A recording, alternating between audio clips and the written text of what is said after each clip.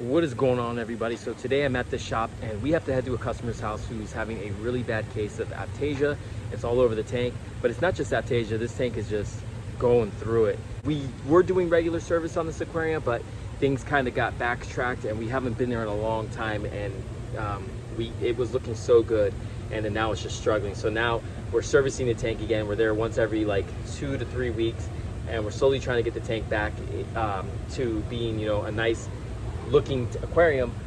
But we have to deal with these Aiptasia first. If we're gonna put any coral in here, if we're gonna make this tank look really good, we gotta get rid of this Aiptasia. So I got something inside that I want to show you.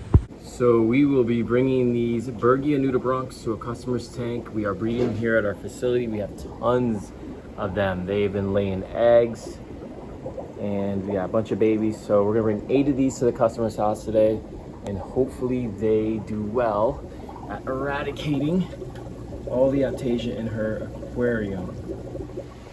All right, so here we are at the customer's tank, and like I said, I haven't been here in quite some time, and I heard it was in pretty bad shape, but let's take a look. The corals, for the most part, seem to be okay, but look at all this Aiptasia on here. Holy moly. Wow, like every square inch of the rock is just absolutely covered with Aiptasia. Wow, look at this over here. Oh my gosh, it's even stinging the bottom of that toadstool coral, but the corals for the most part seem pretty okay with it. Tons of Aiptasia in the sand. That's when you know you really got it bad, when there's no room left on the rocks. They're starting to grow in the sand. That's when they're a pain in the butt. Some Kenya tree in here, and wow, yeah, so there's a lot in here. This is not the amount that you could like use like a F Aiptasia or any type of Aiptasia medication on here. It just would not work. This is full-blown outbreak, and yeah, manually removing these is just not an option. Peppermint shrimp are not an option, just for the simple fact that like they're hit and miss. And honestly, these Bergia nudibranchs, all they eat is Aiptasia, so they're not gonna eat anything else in the aquarium, and there's tons right here for them to eat. So I'm gonna start getting them prepped to go inside here and basically try to do my best to encourage them to come out of this bottle and just put them right here where the main colony of Aiptasia is.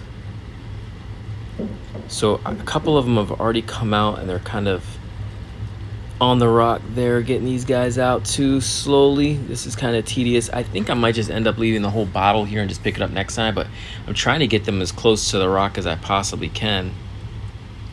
I don't want them floating up in the top of the fish to try to see them or possibly pick them off. But yeah, they're getting on the rocks there. I'll probably be here in about another 3 weeks to a month, so we'll see what kind of ground they cover. But they should be hungry because I just put a couple Aiptasia at the store, so they should be ready to eat. And yeah, there one floated away, so hopefully he doesn't get picked off. But yeah, this is pretty bad. So, excuse me, let me just adjust here. So I think I'm just gonna leave this container in the tank. Just let them crawl out naturally on their own, and not rush them. Just let them kind of take their time. But I don't want to have to like push them out and then them floating around the tank. I'd rather them take their time. And that way we know that they're gonna go on the rock. Like these guys right here are starting to crawl down the side of the bottle. They'll eventually make their way down to the rock work. 8 Bergia nudibranchs in this aquarium. I'll be back in like a month, and hopefully we see some headway being made here in this aquarium, and we can get this tank back to looking really good, and then we can add a different variety of corals to the tank. I wanted to share with you guys this 125-gallon aquarium, Marineland, and just update you on how it is doing. First of all, I want to point out I love the barnacles.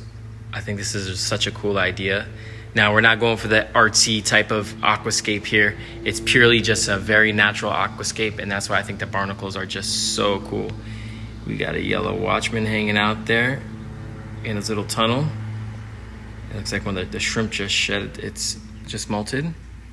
We have some mushrooms growing on the rock, a gorgonian, 6-line wrasse over there to the left, big leather coral, more gorgonians. And this tank's been up for a bit now. It's been up for a couple years, but it's just a really simple reef tank, nothing too crazy. Got some feather dusters, got Got some polyps over there. 3 anemones. And I think he just recently put this waving Hanianthelia in, which I think it looks great. Star polyp again right there. It'd be interesting to see how this little duel plays out between the 2 of them. I would like to know, who do you guys think will win? Put it down in the comments. Who do you think is going to win this battle right here? I think that's going to be pretty intense.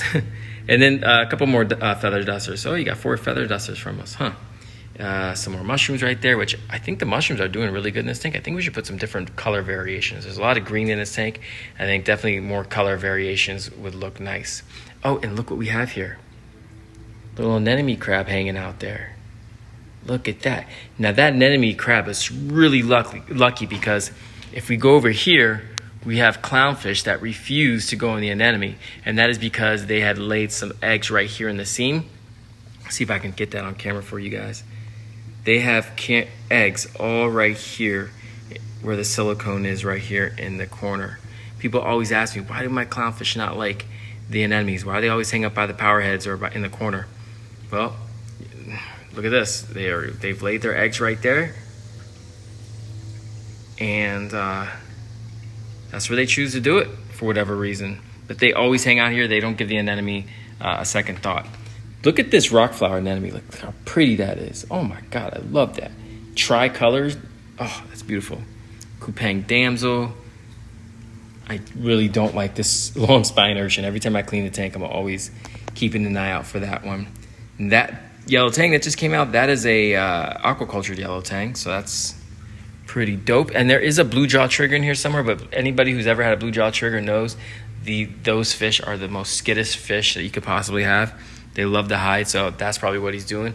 As soon as he saw me come in, he probably ducked in one of these rocks and will not come out until I leave. Love that fish, but man, they are scared fish. But everything is going pretty good here. And more barnacles on the side here, point that out. Everything is going good. Tank's looking good. Rocks are looking clean. And definitely needs more life in here. It needs more coral. More fish. But 125 gallons, 6 feet long from side to side. You know, that's a lot to fill out. So slowly but surely we'll get there. Definitely needs something besides green in this tank. Some other different colors in here. I would love to see some red discosoma mushrooms in here. I think that'd be dope. Maybe some orange. What do you guys think? Put it down in the comments. Let me know what you guys think should go in this aquarium. But let's stay away from green because I think green's easy and there's too much green in here already.